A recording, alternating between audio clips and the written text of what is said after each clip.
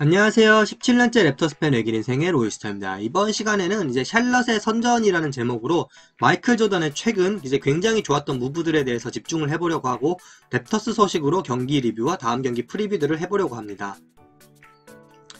마이클 조던이 이제 선수로서는 올타임급 레전드이지만 단장으로서도 이제 나쁜 의미로 올타임급 레전드라고 할 수 있습니다.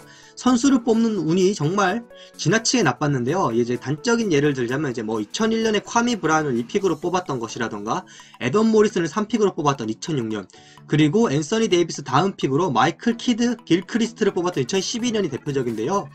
제가 굵직굵직한 것만 이야기를 했지 FA 영입 등에서도 엄청난 이제 똥손급 활약을 펼쳤었던 조던이었습니다. 근데 그랬던 마이클 조던이 2018년을 기점으로 확 달라지기 시작합니다. 2018년 디본테 그레엄 드래프트, 2019년 테리 로지어 영입, 2020년 고든 헤이워드와 라멜로 볼 드래프트 등 엄청난 활약을 펼치는데요.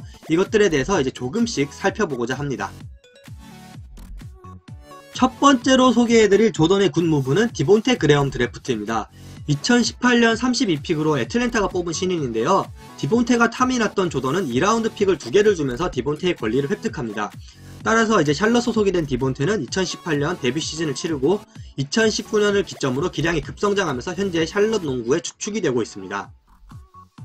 두 번째 조던의 굿무브는 테리 로지어 영입이었습니다.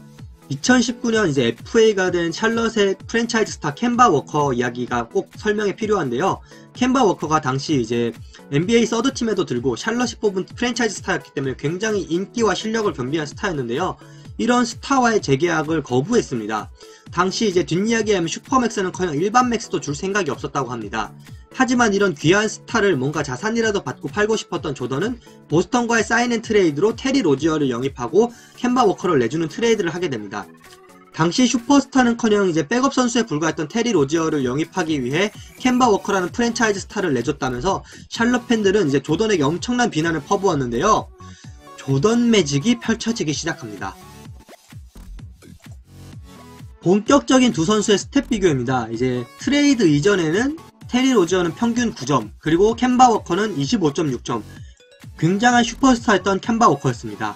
이제 두 선수가 트레이드를 하게 되는데요. 트레이드를 하면서 새로운 계약을 받습니다. 이제 테리 로지어는 20밀에 가까운 연봉을 수령하게 되고 이제 켐바 워커는 30밀이 넘는 연봉을 수령하게 되는데요. 놀라운 일이 펼쳐집니다.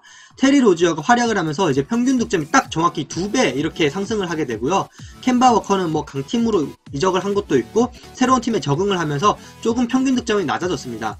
그리고 이번 시즌 더 차이는 도드라지는데요. 켐바 워커 같은 경우에는 부상과 이제 팀 내 적응 문제로 15.9점, 커리어 로우급의 지금 스탯을 펼치면서 아직 시즌이 시작된 지 얼마 되지 않지만 먹튀라는 소리까지 듣고 있습니다. 이에 반해 테리 로지어 같은 경우에는 작년의 활약을 계속 이어가면서 좋은 활약을 보이고 있습니다. 또 이렇게 생각해본다면 연봉이 더 싸고 계약기간도 짧은 로지어를 택한 조던이 해안이 굉장히 돋보이는데요. 조던이 이걸 정말 예측했다면 진짜 천재가 아닌가 싶습니다. 그리고 이번 시즌 고든 헤이워드를 영입합니다. 마이클 조던이 굉장히 원했던 타입의 선수로 정말 6년 동안을 기다렸다가 얻은 선수인데요. 조던이 헤이워드를 얼마나 원했는지는 지난번에 올렸던 랩터스톡에 자세히 나와 있으니까 참고를 해주시기 바랍니다.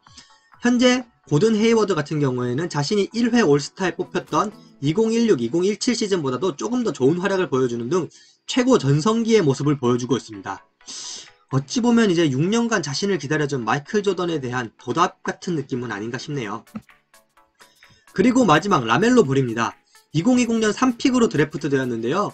뭐 이런저런 우려가 있었지만 본인의 뛰어난 기량과 동료를 잘 살려주는 플레이로 본인은 물론 팀에도 좋은 임팩트를 남겨주고 있습니다. 또한 뛰어난 스타성을 가졌기 때문에 샬럿 프랜차이즈를 띄워주는 효과까지 겸비하고 있기 때문에 마이클 조던으로서는 한바구음이 나올 법합니다. 빅볼러 인정합니다.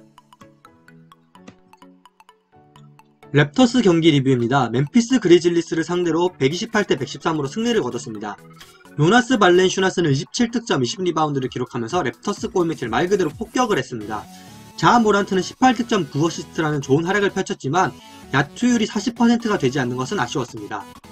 마지막으로 부상주의보입니다. 1쿼터 도중 등 부상으로 코트를 떠난 카일 라우리가 있었습니다. 카일 라우리의 현재 상태는 업데이트되지 않았습니다. 그리고 제가 잠깐 언급했었던 그레이슨 알렌, 이번에도 플래그넌트 파울을 범했습니다.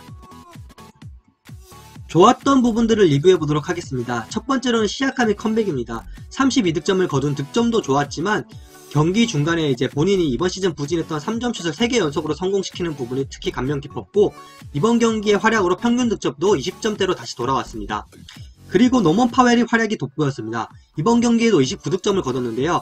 현재 1쿼터 필드골 성공 퍼센테이지가 리그 1위라고 합니다. 무려 60%가 넘습니다.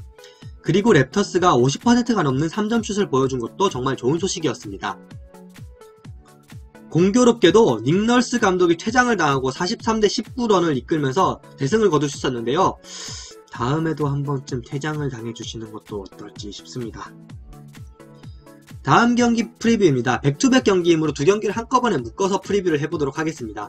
첫 번째는 워싱턴 위저즈입니다. 득점왕 주의보, 현재 리그 득점왕인 브래들리 빌을 어떻게 막아내느냐가 중요할 것 같습니다. 두 번째는 수비입니다. 현재 워싱턴 위저즈의 수비는 꼴찌입니다. 수비가 강한 랩터스로서는 이제 워싱턴의 공격을 꽁꽁 틀어 막으면 이제 좀 더 수월하게 경기를 펼칠 수 있겠죠. 마지막은 골밑 공략입니다. 현재 워싱턴 위저즈는 랩터스에서 방출되었던 알렉스 렌이 주전 센터일 정도로 골밑이 취약합니다. 따라서 파스칼 시아캄과 크리스 부시에가 적극적으로 골밑을 노린다면 경기를 수월하게 가져갈 수 있을 것으로 보입니다. 백투백 두 번째 경기 보스턴 셀틱스, 벤치 싸움이 중요할 것으로 보입니다. 백투백 경기이므로 이제 선수들의 피로도가 높을 것으로 보여서 여러 선수들이 나올 것으로 보이는데요. 따라서 벤치에서 나오는 선수들이 얼마나 활력을 불어넣어 주는지가 중요할 것으로 보입니다. 두 번째는 방패를 뚫어라. 아까 말씀드린 워싱턴 위저즈와는 반대로 보스턴은 수비가 좋은 팀입니다. 현재 공격력이 조금씩 좋아지고 있는 랩터스이지만 이런 보스턴의 강한 디펜스를 상대로 얼마나 잘 넣을 수 있을지가 궁금합니다. 마지막으로는 디비전 라이벌입니다.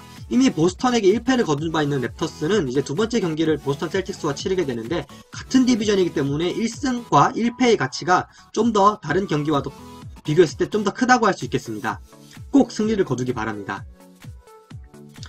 백투백 경기는 보통 1승 1패를 거두는 것을 목표로 한다고 하는데요. 랩터스 상황이 여의치 않은 만큼 2승, 무리일 수도 있겠지만 좀 가져가줬으면 좋겠습니다.